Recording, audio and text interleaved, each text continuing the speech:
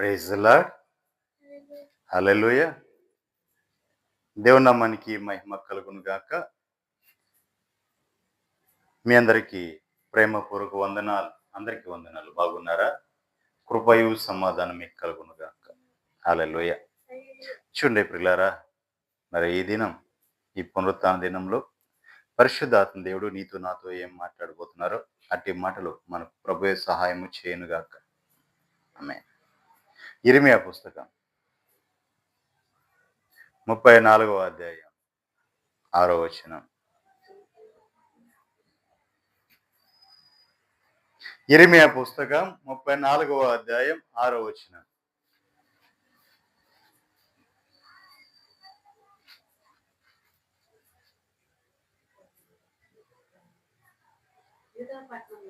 యూదా పట్టణములలో లాకీషును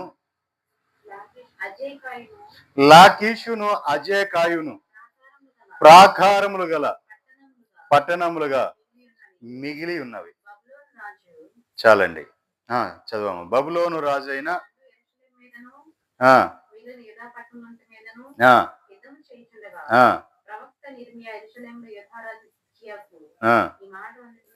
ఈ మాటలన్నిటినీ సిద్కియా ప్రకటించాడు. ముందుగానే చెప్పేశాడు, నాయనా ఇదిగో ఆ దేశంలో ఉన్న వారందరూ కూడా ఆ సిద్కియాతో చెప్తున్నాడు, ఇదిగో నీవు నెమ్మదిగా చనిపోతావు, నీవు నీ పితరుల్లాగానే నెమ్మదిగా వెళ్ళిపోతావు, చనిపోతావు, వారు నీ కోసం అంగులారుస్తారు అని చెప్పిన తర్వాత చెప్తున్నాడు, నేను బబులోను సామ్రాజ్యపు అధిపతి అయిన రాజు అయిన నెబుకద్నెజరుకి ఈ యెరూషలేము పట్టణాన్ని, ఈ యూదా దేశాన్ని నేను అప్పగించి ఉన్నాను. వారు వచ్చి దీన్ని కొల్లబెట్టి అగ్ని చేత కాల్చివేసి దీని ప్రాకారం పడగొట్టి పట్టుకొని పోతారు, మిమ్మల్ని అందరూ చెర పట్టుకొని పోతారు అని చెప్పి దేవుడు చెప్పాడు. అయితే నెబుకద్నెజరు వచ్చి యుద్ధము చేసి ఆ యూదా ప్రాంత దేశాన్ని కొల్లగొట్టుకొని పోయాడు, యెరూషలేము పట్టణాన్ని కొల్లగొట్టుకొని పోయాడు. అలా కొల్లగొట్టుకుని పోతే వాళ్ళు యుద్ధం ఒక పక్కన యూదా దేశం అంతటిని యుద్ధము చేసుకుంటూ జయించుకుంటూ వస్తున్నారు. అన్ని ప్రాంతాలు, అన్ని పట్టణాలు కూడా జయించుకుంటూ వచ్చాడు. కానీ ఆ లాకీషును అజేకాయును ప్రాకారములు గల పట్టణములుగా వాటిని మాత్రం మిగిలిపోయి ఉన్నాయి. యూదా దేశంలో ఉన్న అన్ని పట్టణాలను వాళ్ళు స్వాధీనపరచుకోగలిగారు. కానీ లాకీషును అజేకాయును ప్రాకారము గల పట్టణములుగా మిగిలి ఉన్నాయి. అవి మాత్రమే మిగిలి ఉన్నాయి. దేవునికి మహిమ కలుగునుగా. 7వ వచనం.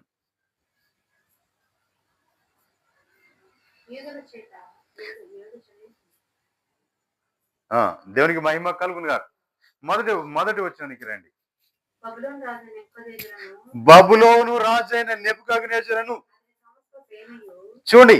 బబులోను రాజైన నెబుకద్నెజరును అతని సమస్త సేనలను అతని అధికారము కింద ఉన్న భూరాజ్యములన్నీ కూడా జనములన్నీ కూడి యెరూషలేము మీదను దాని పురములన్నిటి మీదను యుద్ధము చేయుచుండగా యెహోవా యొద్ద నుండి ఇర్మీయాకు దర్శనమైన వాక్కు. హల్లెలూయా. చూడండి పిల్లారా, ఇక్కడ యూదా దేశాన్ని పట్టుకోవడానికి నెబుకద్నెజరు బయలుదేరాడు. 127 సంస్థానాలకు అధిపతి. 127 సంస్థానాలు అంటే 127 దేశాలకు అతను అధిపతి, చక్రవర్తి నెబుకద్నెజరు. 127 దేశాలకు నెబుకద్నెజరు రాజు అయి ఉన్నాడు. ఈ నెబుకద్నెజరు రాజు ఏం చేశాడంటే నెబుకద్నెజరు రాజును అతని సమస్త సేనలను, అతని దగ్గర ఎంత సైన్యము లేకపోతే అతడు 127 దేశాలను స్వాధీనపరుచుకుని ఉంటాడు. అలాంటి రాజు యెరూషలేము మీదకి వచ్చాడు. యెరూషలేము మీదకి వచ్చినప్పుడు యెరూషలేము మీదకి ఎలా వచ్చాడు? అతనును అతని యొక్క సమస్త సేనలను వచ్చారు. అంటే సైన్యము. అతని సైన్యము కొంతమందిని ఆ దేశంలో విడిచిపెట్టి బబులోను దేశంలో విడిచి కొంతమంది రాలా. నెబుకద్నెజరుతో పాటు వాడుకున్న సైన్యం అంతా కూడా కలిసి వచ్చేసారు, కదలి వచ్చారు. అంతేకాదు అతని అధికారము కింద ఉన్న భూరాజులందరూ కూడా, భూరాజుల జనములన్నీ కూడా కూడి యెరూషలేము మీదకి యుద్ధానికి వచ్చాయి. దానికి మహిమ కలుగును. ఎంతమంది వచ్చారో చూడండి. యెరూషలేము మీదకి ఎంతమంది వచ్చారో చూడండి. ఆ యెరూషలేము మీదకి బబులోను రాజు అతని సైన్యం మొత్తము కాకుండా భూరాజులు అతని అండర్లో ఉన్న రాజులందరూ కూడా, ప్రజలందరూ కూడా వచ్చేసారు. సైన్యము ఆ జనములన్నీ కూడా కూడి గొప్ప జన సమూహం, గోముఖ జన సమూహంతో కూడి యెరూషలేము మీదను దాని పురములన్నిటి మీదను యుద్ధము చేయుచుండగా, హల్లెలూయా, ఇవన్నీ వచ్చి యెరూషలేము మీద యుద్ధం చేస్తున్నాయి. యెరూషలేము మీద యుద్ధం చేస్తుంటే యెహోవా మాట్లాడుతున్నాడు. ఏమని? యెహోవా యొద్ద నుండి యిర్మీయాకు దర్శనమైన వాక్ ఇదే. ఇశ్రాయేలు దేవుడకు యెహోవా ఇలాగు సెలవిచ్చున్నాడు, ఆజ్ఞ ఇచ్చి ఉన్నాడు.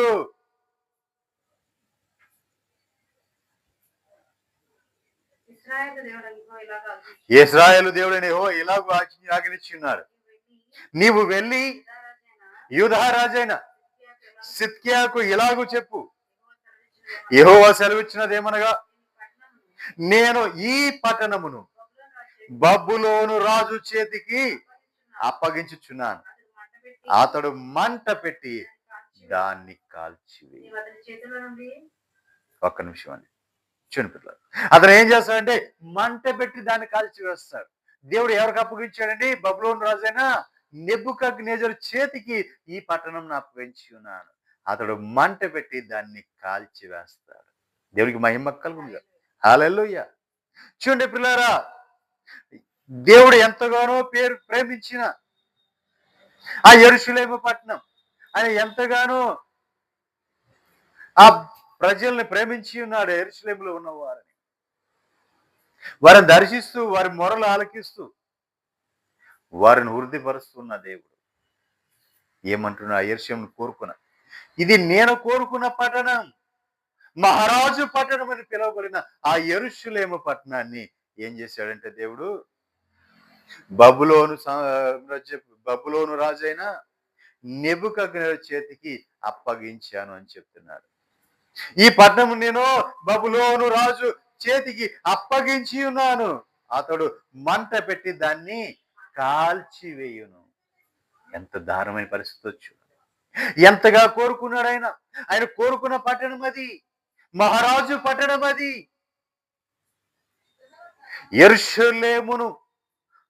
యెరూషలేమును దీవించేవాడు ఆశీర్వదించబడతాడని పిలువబడిన పట్టణం అది.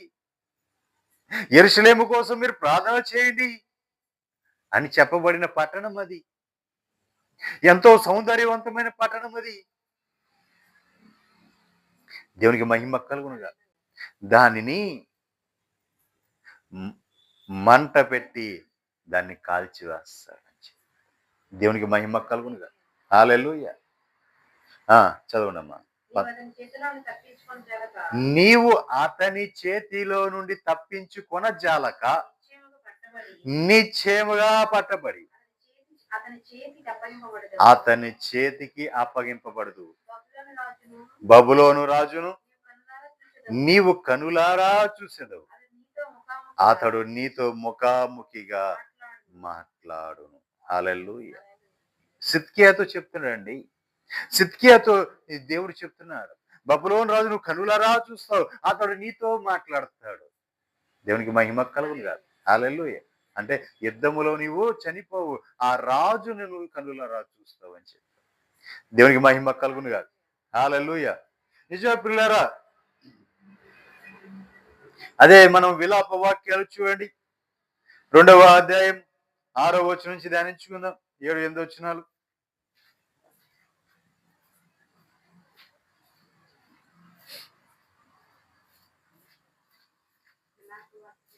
2వ అధ్యాయం 6, 7, 8 వచనాలు.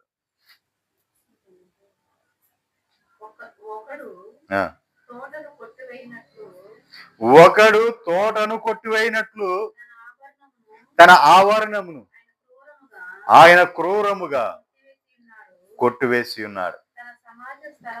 తన సమాజ స్థలమును నాశనము చేసి ఉన్నాడు. యెహోవా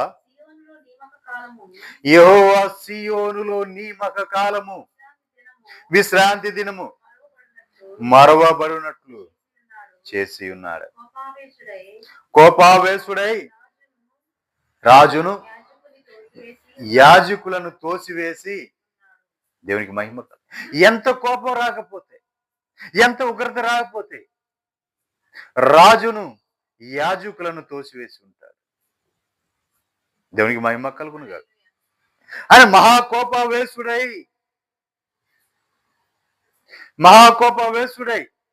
వారిని తోసివేశాడు అంటే ఆయన ఎంతగా బాధించుంటారు, ఎంతగా ఆయన బాధపడి ఉంటారు. దేవునికి మహిమ కలుగును కాదు. ఎంతగా కోరుకున్న పట్టణం అండి అది. ఆయన కోరుకున్న పట్టణం అది, ఆయన నివసించే పట్టణం అది. నీవు ఏ మొర పెట్టినా నేను ఆలకిస్తాను అనే పట్టణం అది. ప్రపంచంలో పేరుగాంచిన పట్టణం అది. అలాంటి పట్టణాన్ని ఆయన అగ్ని చేత కాల్చివేయటానికి అప్పగించి ఉన్నారు. దేవునికి మహిమ కలుగును కాదు. 7వ వచనం. ప్రభువు తన బలిపీఠమును వేడనాడి ఉన్నాడు, తన పరిశుద్ధ స్థలమునందు అసహించుకున్నాడు. ఒక నిమిషం అండి, చూసారా? ప్రభువు తన బలిపీఠమును వేడనాడి ఉన్నాడు. ఇది నాకు అక్కర్లేదు, నేను అక్కడ ఉండలేదు, నాకు అక్కర్లేదు అన్నాయి. రెండోది, తన పరిశుద్ధ స్థలమునందు ఆయన అసహించుకున్నాడు. దేవునికి మహిమ కలుగును. పరిశుద్ధ స్థలాన్ని అసహించుకున్నాడంట. ఇక నాకు ఇది స్థలం అక్కర్లేదు, నేను ఇక్కడ ఉండను. ఏ స్థలం అండి అది? యెరూషలేము. దేవునికి మహిమ కలుగును. యెరూషలేము స్థలాన్ని ఆయన అసహించుకున్నాడు. దాని నగరుల ప్రాకారములను శత్రువుల చేతికి ఆయన అప్పగించి ఉన్నాడు. దేవునికి మహిమ కలుగును. హల్లెలూయా. చూడండి పిల్లరా, ఎంతగా దాన్ని కోరుకున్నాడో, ఎంతగా ప్రేమించాడో, ఎంతగా ఆస్వాదించాడో, ఎంతగా వర్ధల చేశాడో, ఎంత ఖ్యాతినిచ్చాడో. ఈ రోజున దానిని ఏం చేశాడు? దాన్ని అసహించుకున్నాడు. దాని పరిశుద్ధ స్థలమును అసహించుకున్నాడు. దాన్ని బలిపీఠములు విడనాడాడు. దాని నగరాల ప్రాకారములను శత్రువుల చేతికి అప్పగించి ఉన్నారు. దేవునికి మహిమ కలుగును కాదు. వారు నియామక కాలమున జనులు చేయునట్లు యెహోవా మందిరమందు ఉత్సాహధ్వని చేశారు. నియామక కాలమున అంటే ఒక కాలం నిర్మించినప్పుడు ఆ కాలంలో జనులు ఏ విధంగా ఉత్సాహధ్వని చేస్తారో ఆ విధంగా శత్రువు ఉత్సాహధ్వని చేస్తున్నారు. ఎక్కడ చేస్తున్నాడంటే యెరూషలేములో చేస్తున్నాడు. ఆయన మందిర స్థలం, పరిశుద్ధమైన స్థలంలో చేస్తున్నాడు. దేవునికి మహిమ కలుగును గాక. ఆయన నిరాకరించిన ఆ స్థలములో వారు ఉత్సాహధ్వని చేస్తున్నారు. ఓ సియోను కుమార్తె, సియోను కుమార్తె యొక్క ప్రాకారములను పాడు చేయుటకు యెహోవా ఉద్దేశించి ఉన్నాడు. ఎవరిని? సియోను కుమార్తె యొక్క ప్రాకారములను పాడు చేయడానికి యెహోవా ఉద్దేశించి ఉన్నాడు. దేవునికి మహిమ కలుగును గాక. నాశనము చేయడానికి తన చెయ్యి వెనుక తీయక ఆయన కొలనూలుగా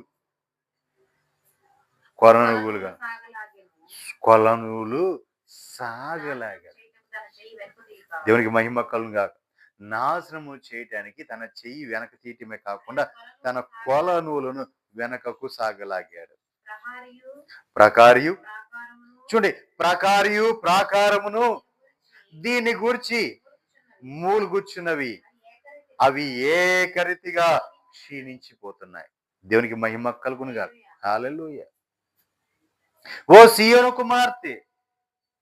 సియోను అంటే ఎవరండి? సియోను అనగానే మనకి ఏం గుర్తుకు రావాలి? ప్రతిష్ఠిత, సమర్పణ, వైరాగ్యంలో ఉన్నవారు. ఈ ప్రతిష్ట, సమర్పణ, వైరాగ్యము సియోను. ఈ సియోను కుమార్తె కనిపెడుతున్న ఒక ప్రభు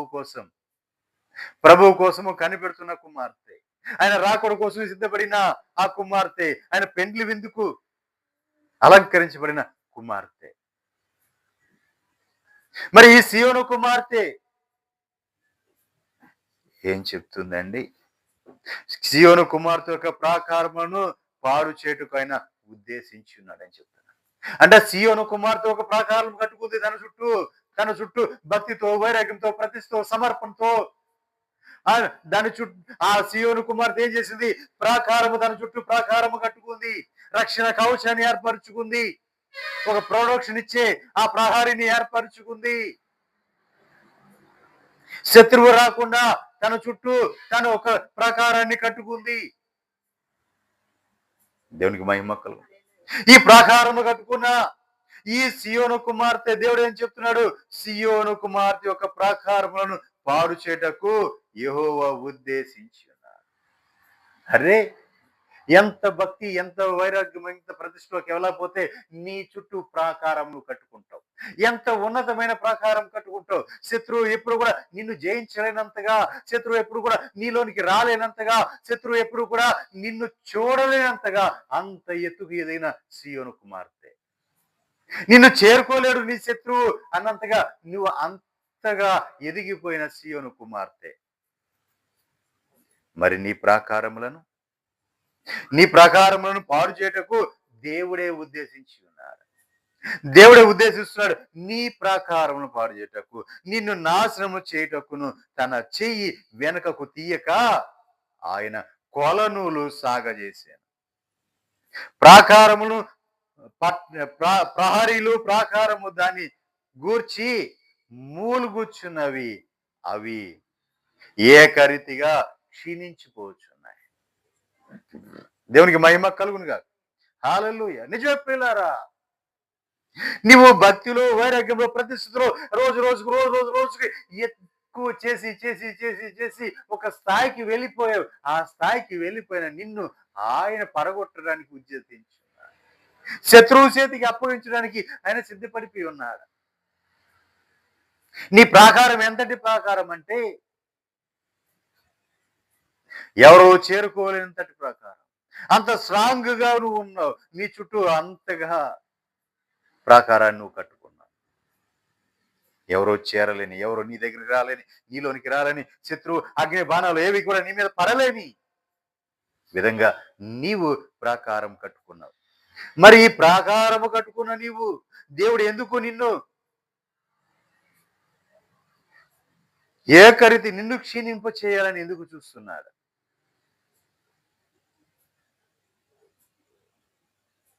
ఎందుకు చేయాలనుకుంటున్నాడు దేవుడు? నిన్నెందుకు నాశనం చేయాలనుకుంటున్నాడు? నిన్నెందుకు శత్రువు చేతికి అప్పగించాలనుకుంటున్నాడు? నీ ప్రాకారములు ఎందుకు ఆయన పడగొట్టాలనుకుంటున్నాడు? ఎంతో ఉన్నతంగా ఎదిగావే, ఎంతో భక్తిలో ఉన్నావే, ఎంతో వైరాగ్యంలో ఉన్నావే, ఎంతో ప్రతిష్టలో ఉన్నావే, ఒక స్థాయికి వెళ్ళిపోయావే. మరి వెళ్ళిన నిన్ను దేవుడు ఎందుకు పడగొట్టాలనుకుంటున్నాడు? నీ ప్రాకారములు ఎందుకు ఆయన దిట్టపరచాల్సింది పోయి ఎందుకు శత్రువు చేతికి నేను అప్పగించి కూలద్రోయాలనుకుంటున్నాడు? దేవునికి మహిమ కలుగునుగా. యెహెజ్కేలు పుస్తకం 8వ అధ్యాయం 14వ వచనం ధ్యానిద్దాం.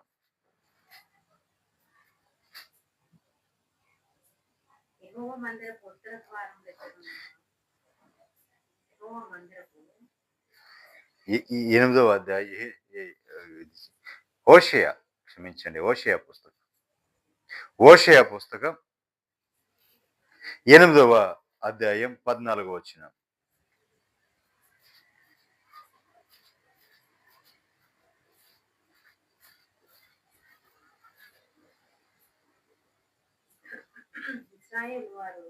ఇశ్రాయేలు వారు తమకే నగరులను కట్టించుకొని తమ సృష్టికర్తను మర్చి, యూదావారు ప్రాకారములు గల పట్టణములను చాలా కట్టి ఉన్నారు. అయితే నేను వారి పట్టణములను అగ్ని చేత తగులబెట్టెదను, అది వాటి నగరులను కాల్చివేయును అని దేవుడు ముందుగా చెప్పాడు. ఎందుకు ఈ మాటలు దేవుడు చెప్పాడు? ఎందుకు అప్పగించాడు అంటే, ఇశ్రాయేలుని ఎందుకు అప్పగించాడు దేవుడు? శత్రువు చేతికి దేనికి అప్పగించాడు? సీయోను కుమార్తె యొక్క ప్రాకారంలో ఎందుకు ఆయన పాడు చేయాలనుకున్నాడు? ఇశ్రాయేలు వారు తమకే నగరములను కట్టించుకొని తమ సృష్టికర్తను మర్చిపోయారు. నిజమే కదండి. అన్ని కూడా సవ్యంగా జరుగుతుంటే, ఎక్కడ బాధ, ఇబ్బంది, కష్టము ఏమీ లేకుండా సుఖంగా జీవితం వెళ్ళిపోతుంది, సాఫీగా వెళ్ళిపోతుంటే దేవుడు గుర్తు వస్తాడా? మాది, మేము మేము చేసుకున్నాం, మేము సంపాదించుకున్నాం, మేము కట్టుకున్నాం, మాదే అని అనుకుంటాం తప్ప, దేవుడు నన్ను దర్శించాడు, దేవుడు నాకు ఇచ్చాడు, ఈ స్థాయిలో నేను ఉన్నంటే దేవుడు చేశాడు, నన్ను కలగజేశాడు, ఇదిగో ఇలా ఉన్నంటే దేవుడు ఈ రోజున నేను ఇంత నెమ్మదిగా ఉన్నంటే దేవుడు నాకు కరుణ చూపాడు అని మేము చెప్పుకుంటావా? దేవునికి మహిమ కలుగును గాక. హల్లెలూయా. ఇశ్రాయేలు వారు ఏం చేశారు? తమకే నగరాలను కట్టుకొని తమ సృష్టికర్త అయిన దేవుడిని మరచిపోయారు. అంటే తనకు ఆధారం చేసుకున్నారు. ఇదిగో నాకు ఇదే ఆధారం, ఇక దీన్ని దాటి ఎవడో రాలేడు, ఇది నాది, ఈ ప్రాంతం దాటి ఎవడో రాడు, నన్ను దాటి రాడు. ఎందుకంటే బలాశయం పొందుకున్నారు, అసలు అనేక మంది సైనికులు సమకూర్చుకున్నారు, అన్ని విధాలుగా బలపడ్డారు. దేవుడి మీద ఆధారపడటం మానేశారు. ఇక వారికి దేవుడితో పని లేదు, దేవుడు అంటే వాళ్ళకి లెక్కలేదు. ఎందుకంటే తమకే నగరములను కట్టించుకున్నారు, నగరాలు కట్టించుకొని తమ సృష్టించిన ఆ సృష్టికర్తనే మర్చిపోయారు. మరి యూదా వారు ప్రాకారములు గల పట్టణములు చాలా కట్టించుకున్నారు. ప్రాకారం కలిగిన పట్టణాలను ఏం చేశారండి? చాలా పట్టణాలు కట్టించుకొని అంటారు కదా, ఇక శత్రువు మా దగ్గరికి రాలేడు, మమ్మల్ని శత్రువు జయించలేడు, ఈ ప్రాకారం పడగొట్టలేడు. దేవునికి మహిమ కలుగును. ఈ ప్రాకారం జోలికి అతను రాలేడు, ఈ ప్రాకారం పడగొట్టి మాలోనికి రాలేడు.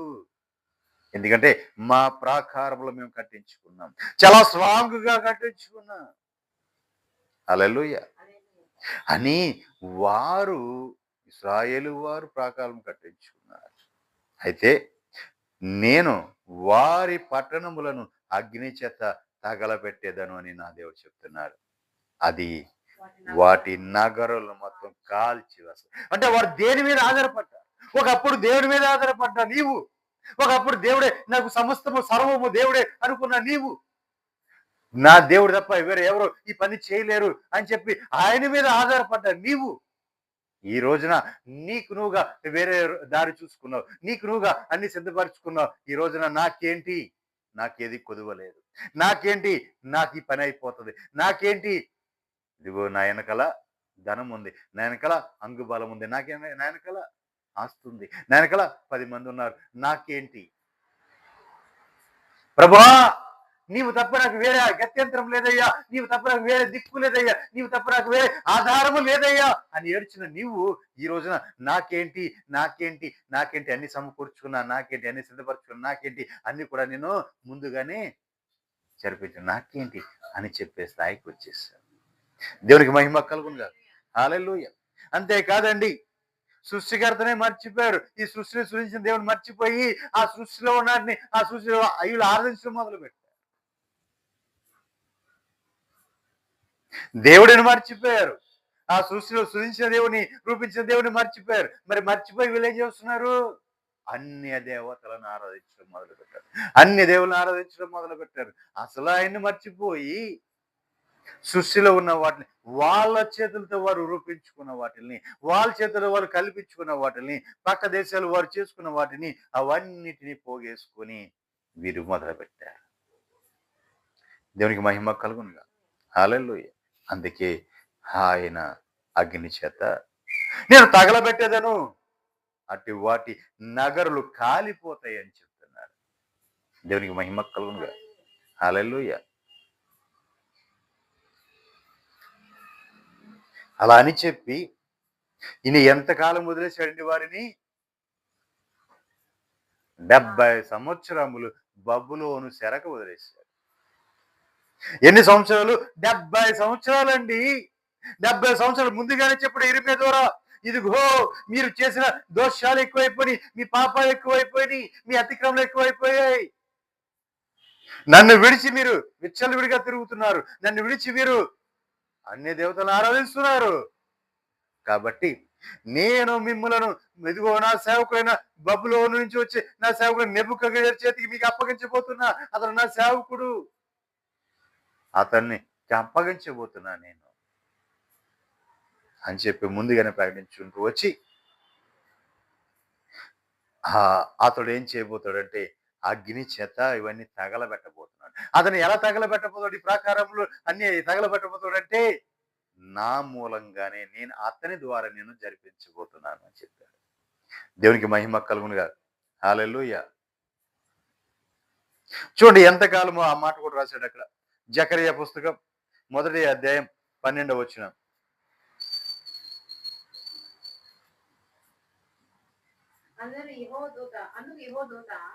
యెహోవా దూత సైన్యములకు అధిపతి యగు యెహోవా 70 సంవత్సరముల నుండి నీవు యెరూషలేము మీదను యూదా పట్టణముల మీదను కోపముంచి ఉన్నావే, ఇక ఎన్నాళ్ళు కనికరింపకుండా ఉందువు అని మనవి చేసింది. ఎవరు?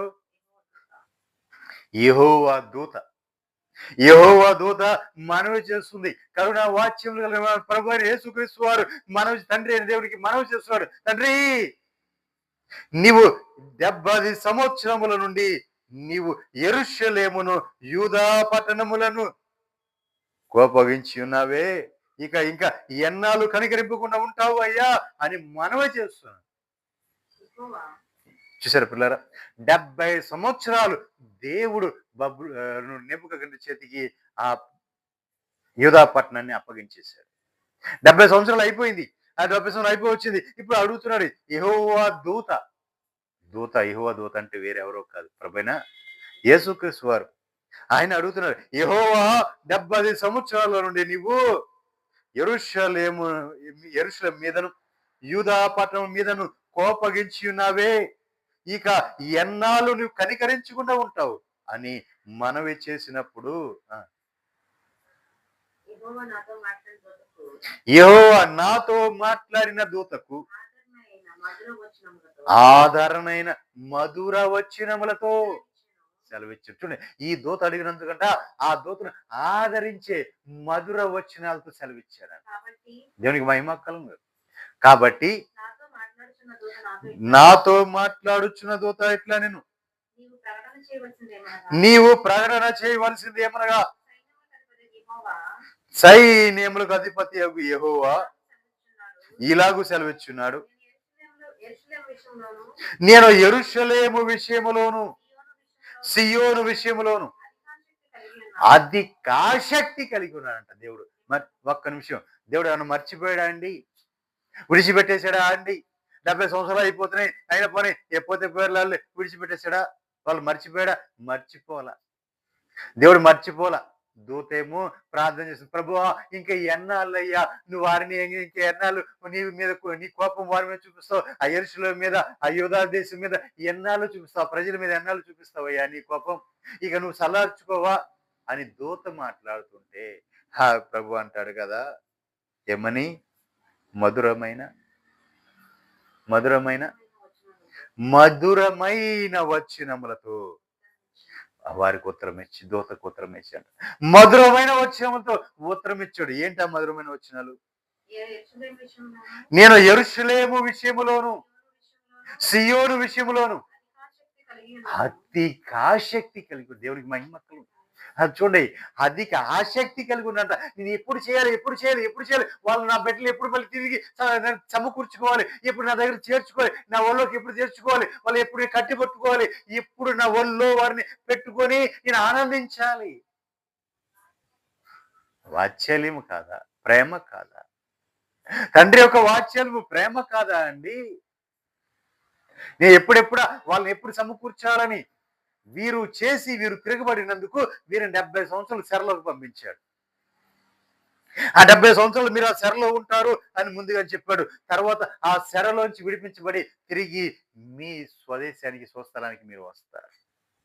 ఇలా వచ్చిన తర్వాత మీరు తిరిగి వస్తారు అని చెప్పిన దేవుడు ఆ 70 సంవత్సరాలు మూసేపాటికి ఈయన ఈయన ఎదురు చూస్తున్నాడంట. నేనే ఎదురు చూస్తున్నాను నాన్న వాళ్ళని తీసుకురావడం కోసం. వాళ్ళని తిరిగి సమకూర్చడం కోసం నేనే ఎదురు చూస్తున్నా.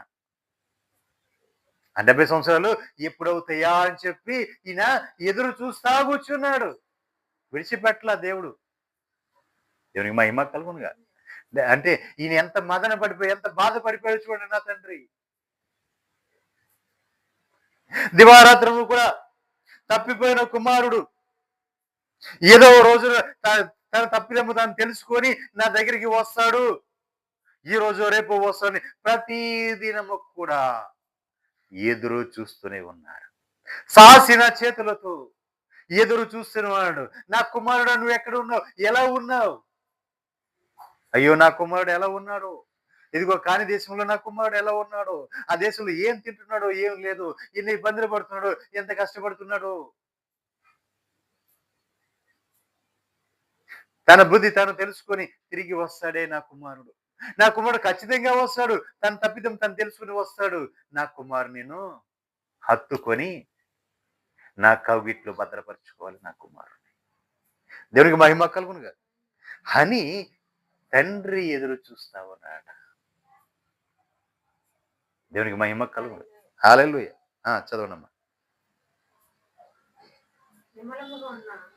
నిమ్మలముగా ఉన్న అన్య జనుల మీద బహుగా కోపించుచున్నాను. ఎలయనగా నేను కొంచెము కోపపడగా వారు అన్యులు ఏం చేస్తున్నారు? దేవుడు కొంచెమే కోపపడ్డాడంట. కానీ అన్యులు ఏం చేస్తున్నారంటే వారు నీకు కీడు చేయాలన్న తాపత్రయంతో వారు సహాయులైరి. కాబట్టి యెహోవా సెలవిచ్చినదేమనగా వాత్సల్యము కలవాడనై నేను యెరూషలేము తట్టు తిరిగి ఉన్నాను. చూడండి ప్రియులారా, ఏదైతే అసహించుకున్నాడో, ఏదైతే నాకు వద్దు అనుకున్నాడో, ఏదైతే అసలు నాకు అక్కర్లేదు అనుకున్నాడో,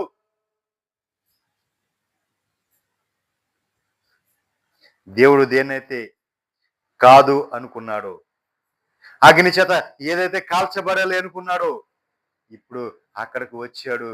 అదే పట్టణములో అదే చోట మందిరము తిరిగి ఏమంటున్నాడు? నా మందిరము తిరిగి కట్టబడాలి. దేవునికి మహిమ. ఆశతో ఎదురు చూస్తున్నాడు. నా ప్రజలు రావాలి, నా మందిరం కట్టబడాలి, నా మందిరంలోకి నా ప్రజలు రావాలి, నేను ఆరాధించాలి, నేను వాళ్ళకి మేలు చేయాలి, నేను వాళ్ళని దీవించాలి, ఆశీర్వదించాలి, నేను వాళ్ళకి బహుమతులు ఇవ్వాలి, వాళ్ళకి ఈవులు ఇవ్వాలి, వారు వచ్చి ఏం అడగబోతున్నారో అవన్నీ కూడా నేను వాళ్ళకి ధారాళంగా ఇవ్వాలి అని వాత్సల్యముతో ఎదురు చూస్తున్నాడు. వాత్సల్యం అంటే కన్న ప్రేమ. కన్న ప్రేమతో ఎదురు చూస్తా ఉన్నాడు. దేవునికి మహిమ కలుగు. ఆయన కన్న ప్రేమతో ఎదురు చూస్తున్నాడు. యెరూషలేము మీద శిల్పకారులు నూలు సాగలాగుదురు. ఇదే సైన్యములకు అధిపతి అయిన యెహోవా. యెరూషలేము మీద నూలును సాగలాగుతారంట. దేవునికి మహిమ కలుగునుగా. హల్లెలూయా. కింద వచ్చిన